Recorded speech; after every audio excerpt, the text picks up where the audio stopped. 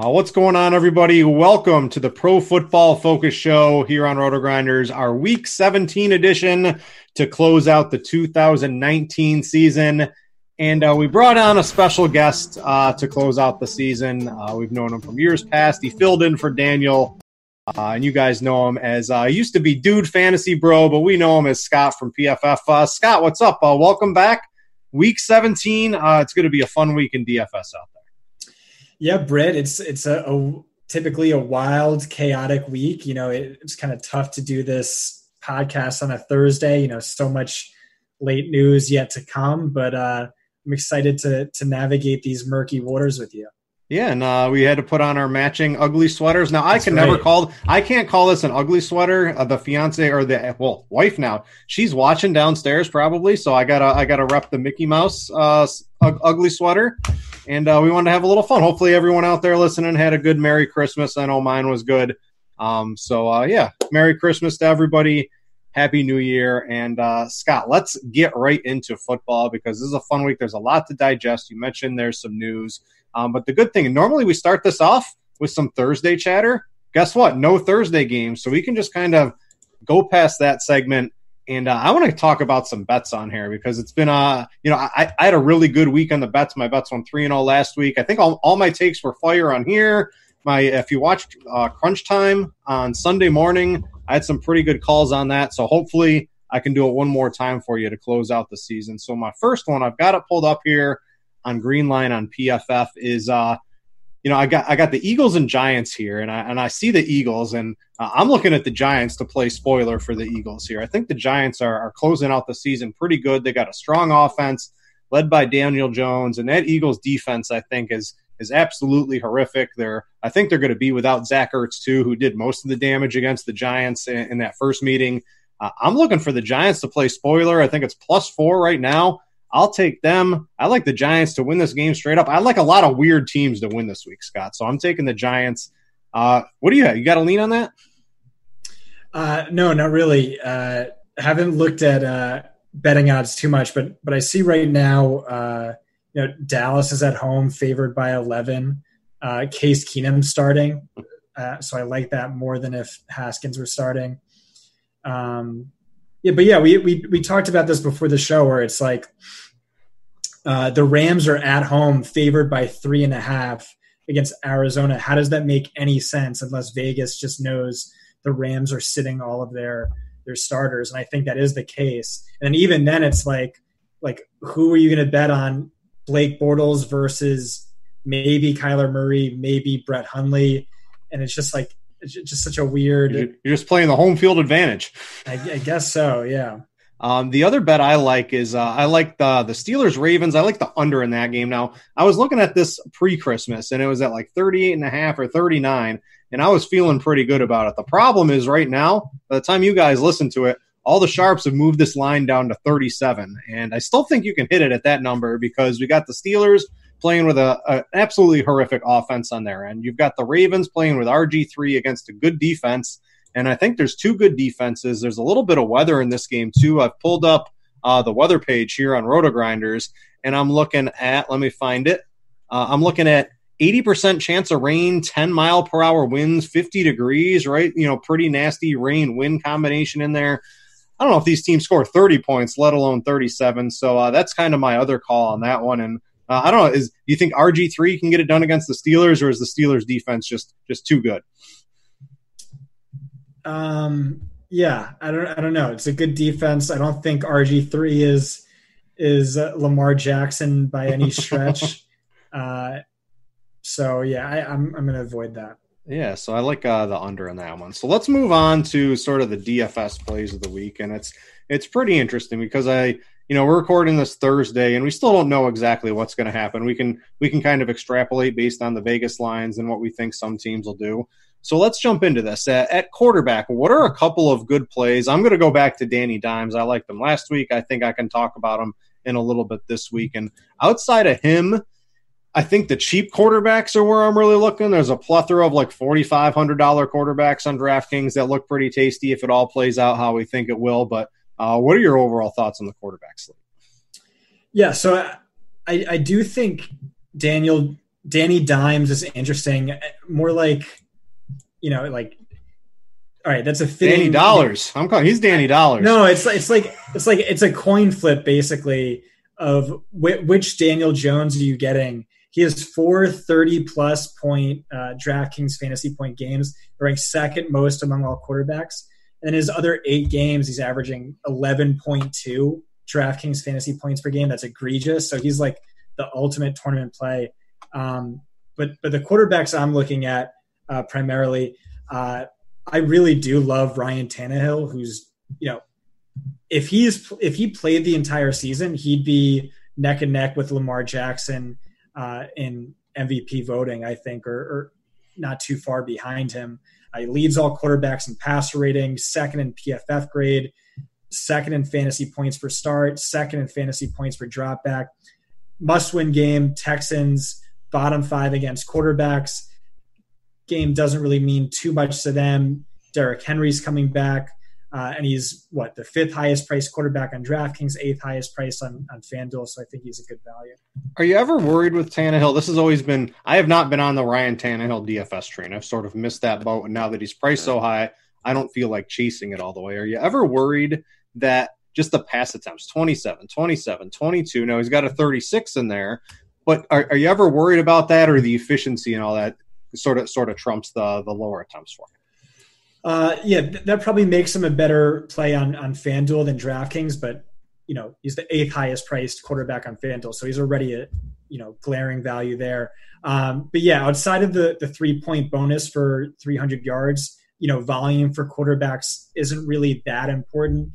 Typically, efficiency metrics all correlate so much more strongly with fantasy points, unlike the other positions where you're chasing volume. All right, so let me talk about Danny Dimes. The Eagles, right? They contain Dak, his shoulder. What's that? Silly string, duct tape. I don't know what was holding it together, getting shot up at halftime. So I'm not going to pretend like the Eagles defense really did that great of a job last week. The Eagles 24th in coverage grade on PFF on the season. And if you look at it, back-to-back really poor grades in the past 2 weeks. So even though Dak didn't have a great game, the grades on PFF on those 2 weeks, at least in pass coverage, were pretty atrocious. The Giants, right? Tate, Shepard, Slayton. You've got Caden Smith, Saquon Barkley, right? Like they got a full plethora of weapons out there. The Eagles D, it's just not really looking too good for them. They let Dwayne Haskins, right, have a massive game not too long ago. And Dwayne Haskins, I don't think he's anything at all. Danny Dimes, I'm turning him into Danny Dollars this weekend. And I think we can go back to him, Scott. So I'm giving him 2 thumbs up. What I want to talk to you is, let's hash out the crappy quarterbacks, right? The backups that are all 4,500 on DraftKings this week. There's some. So we've got Case Keenum. We've got Bortle Combat. We've got Brett Hundley. How do we make sense of which one of these we want to use? And I think we want to use all of those over Will Grier at 4,600. Yeah, so I think it really comes down to Blake Bortles or Brett Hundley in this same game.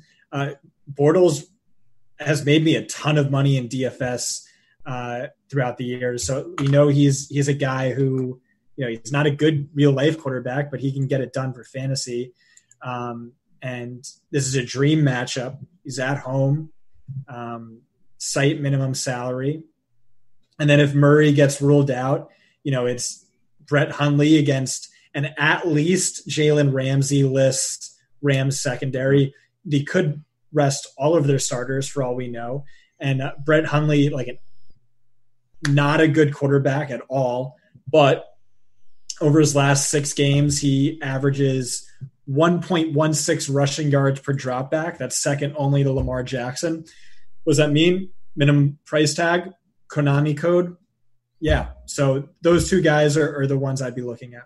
Yeah, I think I like Hundley over Bortles. I think Keenum's slightly interesting, too. I think Dallas is going to put up points, and I think Keenum's going to be chucking in that second half in that game, and even some garbage time. That counts. That's Blake Bortles' specialty, too, so maybe Case Keenum can channel his inner Blake Bortles and get some garbage time points for us at all. But that's really where I'm looking. I like your Tannehill call. I want to ask you on, Mahomes and Breeze. Both of these guys are in games that they sort of need to win to improve their seeding or lock up a home seed or something like that. Up at the very top, which one of those would you rather do? Would you rather do KC at home against the Chargers, who will probably play him pretty tough, or we got the Saints at Carolina. And I mean, Carolina they're just an absolutely horrific team right now outside of Christian McCaffrey. Yeah, I mean, I don't think Carolina keeps this close by any stretch. Yeah.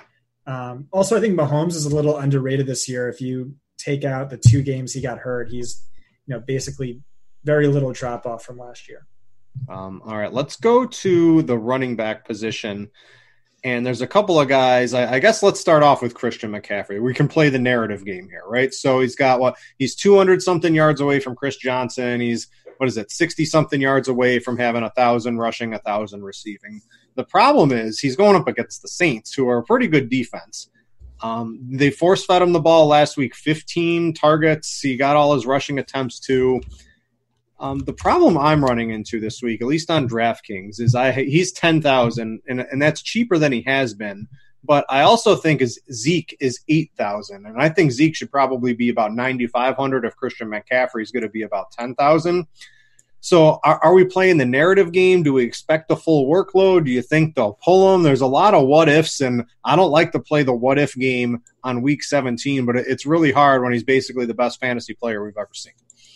Yeah, you're going to have Christian McCaffrey on 100% of your lineups, or you're just doing it wrong. He had 15 catches last week on 15 targets. Yeah, so the head coach came out and said we're going to feed him the ball as much as we can. The offensive coordinator came out and said, I'm going to try and get the ball to McCaffrey any way that I can. He's basically a lock for like a minimum of 15 receiving fantasy points, not including, rushing and everything else. Could see potentially the best volume he's seen in any game this year. And this is a guy who is just 32.7 fantasy points away from the greatest fantasy season by any player at any position in any season in NFL history. And he's not priced like it. He's not priced like 2006 LaDainian Tomlinson. He's priced like, typical high-end RB1 having a good year. Le'Veon Bell 3 years ago. It's stupid. This game should have plenty of garbage time. Carolina has nothing else but to prop up Christian McCaffrey's stats, and I think they're going to do it. And I'm going to have him on every single lineup. Yeah, he's pretty interesting. So I think I'll get that first record, right, of 60, what does he need, 67, 63 yards? Something like that to get the 1,000, or 67, 67 yards. So I think they get him that. I'm a little worried, right? He gets that, and they're like, do we really want to give him like 45 touches in this game and he breaks his leg or something like that? I don't know. Who knows? So no, they're going to keep him in there. He's top 3 in the MVP race. AP Offensive Player of the Year. Potential Madden cover boy. They're gonna feed him. All right, my concerns are lessening, but Scott, I'm going to hold you to this, right? If I play Christian McCaffrey, if I don't get 40 DraftKings points out of him, I'm coming after you. All right. All right. So I want to talk about Zeke, who I think is also, you think Christian McCaffrey's mispriced, like he should be like 11.5 probably to you on DraftKings or something like that. I think Zeke should probably be like 9,500 this week because he's going up against the Redskins. They are the 28th rush grade at PFF on the season in terms of defense. They got obliterated by Saquon, obliterated by Aaron Jones. Somebody else went ballistic on them too. And this Dak noodle arm, right? It's boosting the Zeke PPR appeal for me because he can't really push the ball downfield. So you're getting some extra pass catches that you weren't really seeing earlier in the season. Washington's allowed the 4th most rushing yards this season, the 3rd most fantasy points to running backs allowed. And I pulled up the PFF O-line D-line chart. Biggest mismatch of the week is the Dallas offensive line against this atrocious Redskins defensive line. That Redskins secondary is also completely beat up too. So I think Dak, even if he has to throw a couple of passes, they're going to be able to move the ball at will. I just see Dallas scoring a ton of points here, and I see 100 yards, 2 touchdowns, 6 or 7 receptions for Zeke, and I mean that is really tough to pass up at $8,000 on DraftKings. Yeah, and like we said, they're 11.5 point favorites. Dak's hurt, Amari's hurt. just makes a ton of sense that they'll exploit this run funnel defense with Zeke. All right, you got a couple other guys here. One we're kind of waiting. One of them, one of their other teammates just had surgery, but it's not affecting his availability. This is a really strange situation. So talk to me on this Raiders situation, and then you got another running back who's going to be, I think, pretty low owned this week that you wanted to mention. Yeah, so I just think there could be more value that opens up. Like, again, this is just like a difficult podcast to do on a Thursday. Yeah, like what do we do if the Rams say, Todd Gurley, we're not going to play you this week, right? Then we just get all this extra stuff happening. And I think they do that. And I think Buffalo sits Devin Singletary. And then, do they try and pad Frank Gore's Hall of Fame numbers or do they sit him too? Then TJ Yeldon's like a borderline must play. If Gus Edwards and Mark Ingram are both out, then Justice Hill is a borderline must play. So you have a lot of that. But right now, where that isn't as evident, I think, is DeAndre Washington. I don't see, Josh Jacobs fractured shoulder, didn't play last week, had some weird surgery thing in the middle of the week as well. And in the two games that Josh Jacobs has missed, Washington has been a bell cow running back, basically top 5. All right, here. 17.7 XFP, 18.5 carries, 5 targets, 20.1 fantasy points per game. Those are all top 5 running back numbers, and he's priced outside of the top 25 running backs. It's just 5,200. You get the PPR upside as well. And Oakland's got everything to play for in that game as well. They might know their fate. I think they're one of those teams that might know their fate at that time slot. Yeah, but they could be playing to get into the playoffs. It's unlikely, but I expect them to be able to, at least full go with Dwayne Washington. And I'm not expecting Josh Jacobs to play. Shoulder injury, this weird infection surgery for something else he was having. I don't know. I just don't think Josh Jacobs is gonna end up making it. I want you to talk about Marlon Mack here because you have him listed, and he's someone. He's not really on my radar, but I looked into it a little bit more. Mainly he's not on my radar because he's 6,900. But you're going to need the touchdown. You pretty much need the 100-yard bonus, but it just doesn't get much sweeter than a matchup against Jacksonville down the season. Yeah, he's definitely a better play on FanDuel, but so I wrote him up last week, stacked with the Colts defense as a must play. Mm-hmm. He scored 48.1 fantasy points. That was pretty great. He's not as strong of a play, but he's right up there. Over the last 2 seasons, he averages 7.1 more fantasy points per game in victories, with 12 of his 13 highest scoring games coming in victories. They're favored only by 3.5 points, but do think they should win this game. And if they're going to win this game, they're going to do it all on Mac's shoulders. Jacksonville has the league's worst run defense, second worst yards per carry allowed, worst fantasy points per game allowed, and especially for the last 6 weeks, giving up basically 40 fantasy points per game to opposing running backs. Mac did get spelled if you look at the box score, but a lot of that was in garbage time. It was like a super, super, super massive blowout. Yeah, where was your Colts D? And then you had Naheem Hines. You were supposed to do that one, Scott. Right. Double dip. All right, I got a couple other running backs I like this week. If you don't have the price or the money to get to CMC, I like Alvin Kamara. You give me a running back against the Panthers, I'm going to trump you. Or actually, wait, what did you just say? You said running back against the Jaguars. I'll trump you with a running back against the Panthers. And I think Kamara, he's getting on track a little bit here.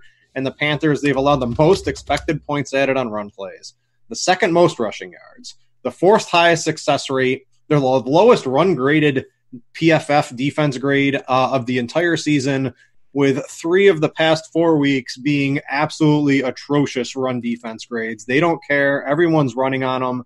You're going to get short fields from all these little checkdowns from Christian McCaffrey on 3rd and 13, and McCaffrey will get his 8-yard reception, and the Saints will gladly do that, and they'll punt it away, and the Saints offense is going to put up 30 points pretty easy in this game. I see it very hard for Kamara to fail. 10 to 15 rushes, 6 to 8 receptions, I think, is probably your floor. I think he gets into the end zone, and I think that leads Kamara having a big game. And then I got the flop leg, the Joe Mixon play. Can we get back on board with this? He had the flu game last week.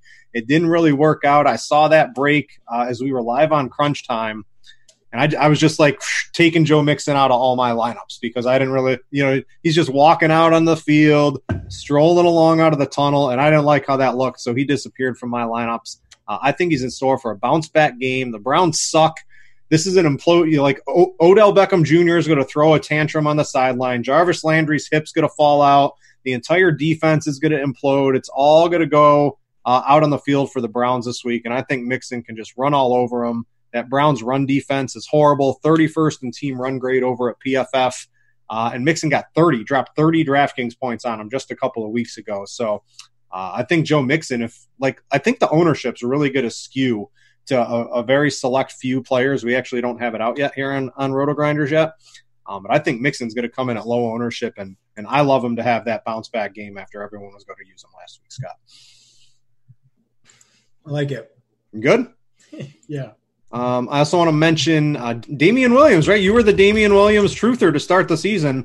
How about Damian Williams week 17 to close it out for a big win? Yeah, I'm not messing with that. I think you're not going to do that? No.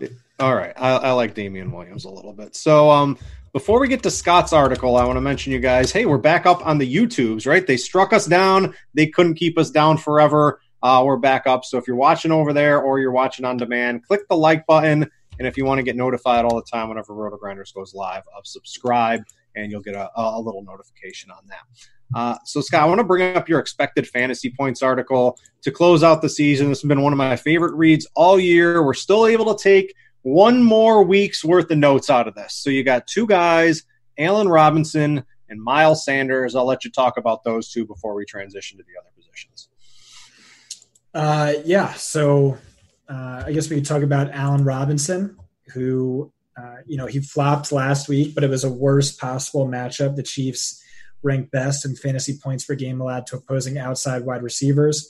Even so, since week 12, he ranks third in XFP per game. If you don't remember, XFP is basically a better way of measuring volume than just raw targets and end zone targets and things like that. So third in XFP per game, fourth in fantasy points per game. Keep in mind, he's just the 8th highest priced wide receiver on DraftKings, and now he gets a best possible matchup. The Vikings are giving up the second most fantasy points per game to outside wide receivers. Miles Sanders, I think, is going to go a little bit low owned this week with Jordan Howard coming back, but looks like they're going to ride the hot hand, which is obviously Miles Sanders. Over the last 4 weeks, he ranks third among all running backs in XFP per game and fantasy points per game, and he's priced well below that. Yeah, Allen Robinson, who's he got? He's got Blake Bortles throwing on the football, right? You mean Mitch Bortles? Mitch Bortles, yeah. Nice. Yeah, he's got him throwing on the football. You think Allen Robinson, imagine if he just had a good quarterback throwing on the ball just once in his entire NFL career. I think he'd be a complete stud out there. All right, speaking of wide receivers, let's keep it moving on. We've got this big debate, Michael Thomas or Julio Jones. And Michael Thomas popped up on the injury report, limited today with a hand. He wasn't present. It seems like he's going to be available, but you got to see whenever you pop up on the injury report, especially with a receiver for a hand, that's a pretty important thing. But he's just been crushing week in, week out. You got Julio Jones, who without Calvin Ridley has 35 targets over the past 2 weeks, just things you don't hear anymore of in the this day and age of the NFL, where they really spread the ball around. He's become an absolute locked-in number one wide receiver. These are two players on teams that just get their best players the football. So $9,900 for Michael Thomas. Let's pretend he's all free and clear. Or $8,500 Julio Jones. I'll even throw in an $8,000 Devontae Adams, who has 29 targets in the past 2 weeks as well here. Let's hash out which one we got to have. Yeah, so Adams is another play. Since week 4, he actually leads all wide receivers in XFP per game, ranks third in fantasy points per game. Julio Jones, typically brutalizes Tampa Bay when he plays them. This is also the most exploitable matchup for the first half of the season. Tampa Bay is tightened up against wide receiver ones, but over the last 2 weeks, Julio Jones smashing all wide receivers in XFP per game, fantasy points per game without Calvin Ridley. Even so, it's just definitely find a way to pay up for Michael Thomas. At least for me, in the 9 games Drew Brees has started and finished, Thomas is averaging 28.6 DraftKings fantasy points per game, 100 yards in 8 of those 9 games. Like with McCaffrey, it's basically this is the 3rd best fantasy wide receiver season in NFL history. Is he priced like it? No, not even close. And it's James Bradbury in shadow coverage. It's like a slightly below average matchup. Doesn't matter. It's Michael Thomas. Yeah, just how am I supposed to get Michael Thomas and Christian McCaffrey onto my team? There's a salary cap, Scott. Are you aware of this? Yeah, but I mean, we were just talking about it. Like, there's going to be so much salary that opens up. I like Brett Hundley. I like Blake Bortles. I like, we'll see what happens when Mark Ingram's inactive, Devin Singletary's inactive, Todd Gurley's inactive. Mm-hmm. Yeah, I really like Julio. He's 84 yards away from 1,400 for the 6th straight season, right? If we're going to play all these narratives, I heard some coach mention that out there in Atlanta. I read something on that. So he's got his little narrative going for him too. The targets are great. You mentioned the coverage grades for Tampa Bay, right? They have gotten a little bit better as the season's progressed, but they're allowing the 4th most fantasy points on the season and 10th most over the past 4 weeks. It's just, I don't know. I think Julio's probably better than this new Tampa Bay defensive secondary scheme. So I really like him. And then we got to kind of hash out the mid-tier and the cheapies. And I think there's quite a few guys. Keenan Allen last week, I thought he was a little bit too cheap. And, well, guess what? He got a little bit cheaper because he didn't catch a touchdown. And I think Phillip Rivers is pretty toast. He got 10 targets last week. I think he's still in play. I like Golden Tate, 11 targets last week. He sort of disappeared when Eli Manning was the quarterback, and he's bounced right back to being a premier option for Danny Dimes. So I think Golden Tate's pretty interesting. Randall Cobb, he fits, Dak Prescott's throwing range right now. John Ross, if he's going to be out there running these deep routes and playing some more snaps, I think he's pretty interesting against Cleveland, who I think is going to get exposed. There's a lot of cheap wide receivers I think we can mix up this week. Yeah, so we talked about this a little bit before the show. My favorite is John Ross. So before he got hurt in week 4, 34.8 fantasy points, 21.2, and then underwhelming 3.2, but 26 targets in those 3 weeks. Then he came back from injury, played on just 49% of the snaps, 38% of the snaps, and big game last week, 79% of the snaps, 280 air yards. That was the most by any player in any game this season. 13 targets and 2 carries, just so you know he's fully healthy. 90 total yards, a little underwhelming, but whatever. Look at it this way. He's averaging 9.8 targets and 18.6 fantasy points per game when he's playing on at least 50% of the team snaps. What's his price tag? Wide receiver 55 on DraftKings, wide receiver 71 on FanDuel. That's just stupid. Yeah, I think that $4,500 price tag is definitely stupid. Good. Yeah. What do you? Anyone else you really want to mention at wide receiver? Yeah. So Stevie Sims, 7 or more targets, 3 straight weeks, ranked 7th in XFP per game over that span. Terry McLaurin, dealing with a concussion, might be out. Greg Ward, if Aguilar sits out, he's the top cornerback match of the week. Giants, terrible against slot wide receivers. I like him a little bit less than Steven Sims, but what about Justin Watson, 4,900 on DraftKings? Can we go back to that? Perriman's price is getting up there, and on the full slate, I think we needed him on the 3-game slate for Thanksgiving, but I don't know if we need Perriman at 6,700 on the full slate. So over the last 3 weeks, he has exceeded 14.5 XFP and 15.0 fantasy points in 2 of the 3 games. That third game, he just sort of disappeared. But yeah, he's in play. He's a good tournament option. Let's go to tight end. We'll round it out here, and it's pretty interesting position. I think all the guys we want, I think, are pretty expensive. Like, I'd want to play Kelsey, but I mean, paying $7,000 for a tight end just really kills what you want. You can't get Christian McCaffrey and Michael Thomas onto that team. Mark Andrews probably isn't going to play. Zach Ertz is hurt. So we step down from Travis Kelce and we get into the Austin Hooper. Well, he got a $1,400 price increase because he was egregiously priced that last week, and now he's priced appropriately at $5,800. We've got he's still cheap. Yeah, we got Tyler Higbee with back-to-back 100-yard receiving games for a tight end. I mean, this is unheard of in 2019, but he's done it. We just don't know who his quarterback's going to be. And then there's the guys I'm really eyeing would be Dallas Goedert. If Zach Ertz is out, I think he's in line for a 10-plus target game. And then you can mix in sort of like the cheap tiers, sort of where I'm looking as well. So what's your favorite of all that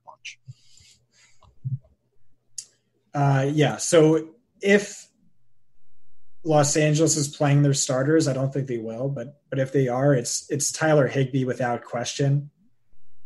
He's just putting up high-end wide receiver 1 numbers, and he's priced like a mid-range tight end 1, and it's the matchup of all matchups.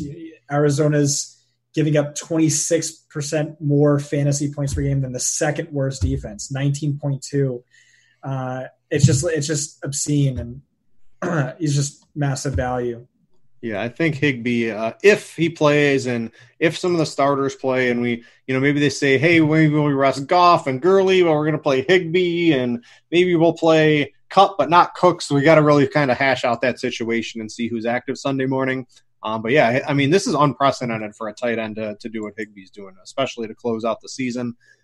Goddard is $4,900. Let's say Higbee doesn't get a full-time role. And Goddard does with Ertz out. 12 targets last week. I think he's going to be one of my go-to players at $4,900. The cheap tier, I'm going to throw Can I just pile on there? Yeah. Last week with Zach Ertz in and out, 12 targets, 9 catches, 91 yards, 1 touchdown. Dallas Goedert in 2017 put together the greatest receiving tight end season in PFF college history, like, without question. The guy's phenomenal. He ranks as a top 5 graded tight end over the past 2 seasons. I don't know why, if Ertz is out, we don't treat him exactly like Ertz, in which case he's mispriced by $2,300. Mm-hmm. And then I think even if Ertz, who's like clearly not right, plays, I think Goddard's still a phenomenal play. Yeah, if you want to swerve off of that, get a little weird in tournaments, and sometimes getting weird in week 17 isn't the worst idea. We got Mike Gesicki. I had him over Hooper on my cash team last week, and even in tournaments, because it got me everything else that I wanted. And I don't really think forcing in a specific tight end, even if that tight end's underpriced, is probably the correct way to make teams. So I saved a little bit of money with Gesicki. The problem this week, he's going up against the Patriots. That's not a problem. Well, for a couple of reasons, right? One thing I know for sure, Ryan Fitzpatrick doesn't care he's going up against the Patriots. He's going to just throw the ball, and Gesicki's going to end up catching some of those, especially, right, because the Patriots, Gilmore on the outside's the problem. I think Gesicki can still have himself a pretty good game. Right. So what I was going to say was the Patriots actually have one of the league's top tight end funnel defenses. They probably rank, middling in fantasy points per game allowed, but in terms of percentage of receiving fantasy points allowed, they're giving up the 3rd most to tight ends. So how would you attack New England if you're Ryan Fitzpatrick? You would go to the tight end. You're not going to pick on the league's best cornerback core. And your running backs are worthless. So I like that. Also, top 5 in fantasy points per game, expected fantasy points per game since week 12. He's priced well beyond that. You don't believe in the Samaje Perine revival this week for Miami? For Miami? What if that actually happens? I don't think it's going to. I mean, if the great Patrick Laird couldn't get it done. So I think Gesicki's pretty interesting. We've got O.J. Howard He saw some targets. No, I think he's slightly interesting at that $4,300 price. Jonnu Smith is $4,200. He can run the ball. He can catch the ball. He's just a bad dude on the field against Houston who might not have anything to play for. So I think he's pretty interesting. I think you can have some fun at tight end this week. I think my main targets would be Higbee. I agree with you completely. And Goddard. Those are like the stone cold players as long as everything plays out for them. But below them, I think it's Gesicki. I like Howard and Jonnu are probably my next targets. I'd probably keep a pretty tight core at the tight end position in tournaments this week. I mean, for me, it's Higbee bar none, and then assuming Rams sit their starters, it's like easily Goddard if Ertz is out, and then if Ertz plays, it's like Goddard versus Hooper is close, and then Gesicki is the salary saver. Mm-hmm. So Scott, the football season, the PFF show is coming to a close, right? But it doesn't end on PFF, right? Give a glimpse into what happens over the course of the season, the playoffs, of what goes on at PFF for the people, right? Because I love my little PFF subscription. I read all the articles, fantasy. I do dynasty. I do the playoff stuff. What's like Scott's schedule? There's like no days off for Scott. You guys keep just cranking out the good stuff over at PFF. Yeah, I actually don't really know my playoff schedule. I do know that no days off. Gotta keep grinding out, putting out content. I'm sure I'm going to be doing our postseason DFS stuff. I think Jeff will probably take care of the. He's already. I saw he's got the 2020 redraft rankings came up today. That's right. We already got that out. Lessons learned from Jeff. Looking forward to do some look back pieces. But if you're in a fantasy redraft playoff league, we're going to have content for that as well. So yeah, there's a lot of those. I think you might even find some of those on some DFS sites by the time the playoffs come around. So Scott, listen, Daniel couldn't make it. I had fun with Daniel. I've had fun with you. Whatever PFF wants to throw at me next year, I got you, right? We'll run this back next year. I love the team grades this year have been a real key, really seeing the ebbs and flows. I love that over on PFF on the premium stats, and it's been a really good year for me in DFS, and I will contribute it to all the hard work of all of you guys over at PFF. So between you and the shows with Daniel and all of Jeff's stuff. So a hat tip to all you hard workers over there, and see you next year, right, Scott? Yep. All right, so that's going to do it for the Week 17 edition of the Pro Football Focus Show. Thanks to all of you for tuning in throughout the year and for finishing out strong on Week 17. So for Scott, I'm Britt. Thanks for watching, everybody, and we out, ya.